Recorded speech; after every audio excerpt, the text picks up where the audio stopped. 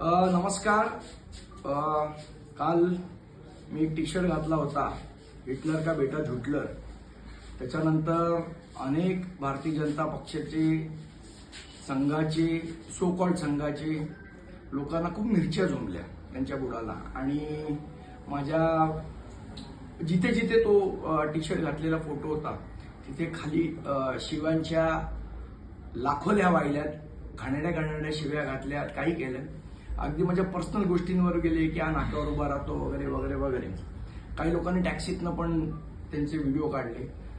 पण मला असं वाटतं की तुम्ही सगळेजण सुसंस्कृत आहात. भाजपचे लोक तर सो कॉल्ड सुसंस्कृत आहेतच.